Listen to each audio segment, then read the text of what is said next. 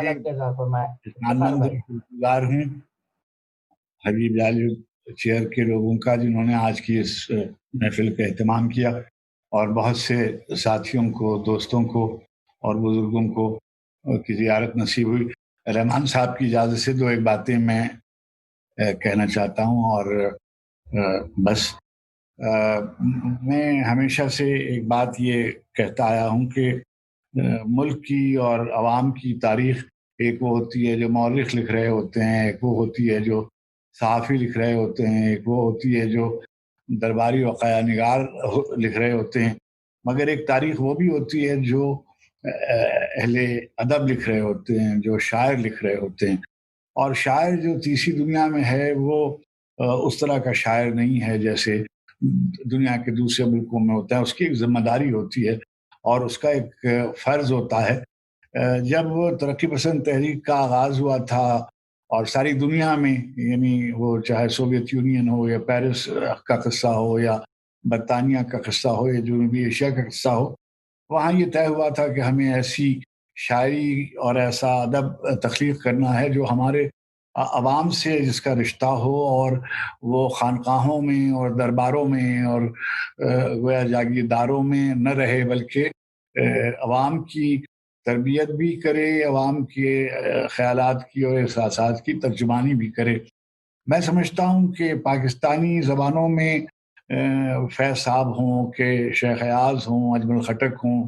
گل خان نصیر ہوں، یا فہمیدہ ہو، احمد فراز ہوں، یہ سب لوگ وہ ہیں کہ جنہوں نے اپنے اپنے زمانے میں جو بھی سیاسی واقعات ہوئے، جو بھی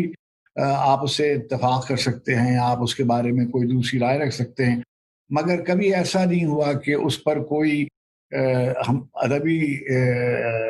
قبیلے کی طرف سے اس پہ کوئی تبصرہ نہ کیا گیا ہو۔ اور جیسے فیض صاحب کے پہلے دن سے لے کر ان کی زندگی کے آخری دن تک پاکستان کی تاریخ میں جو جو اہم واقعات ہوئے، جو جو اہم موڑ آئے، ان سب پر ان کی گویا شعری نقد موجود ہے۔ بالکل یہی صورت ہے کہ جالب کی پوری زندگی اور پوری شاعری جو ہے وہ، اور ایک بات میں بالکل کہنا چاہیے مجھے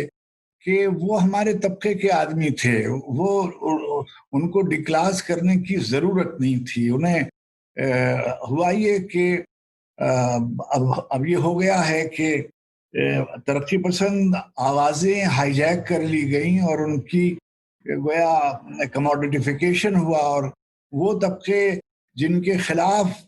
یہ سب لکھا گیا تھا، ان طبقوں نے ان کو ہائی جیک کر لیا۔ جالب ان لوگوں میں ہے کہ جو بچے رہے اور جنہوں نے اپنی آواز کو محفوظ رکھا۔ ابھی لوگ یعنی جتنی آوازیں میں سن رہا ہوں، حبیب جالب اس سے بہت زیادہ طاقت سے آخر دنوں تک وہ شعر پڑھتے تھے، اور ان کی آواز میں ان کا سچ بولتا تھا۔ اور وہ چاہے ایسے دستور کو میں نہیں مانتا، یا 20 گھرانے ہوں آباد، صدر ایوب زندہ آباد، یا تم سے پہلے وہ جو ایک شخص یہاں تخت نشین تھا اس کو بھی اپنے خدا ہونے کا اتنا ہی یقین تھا، یا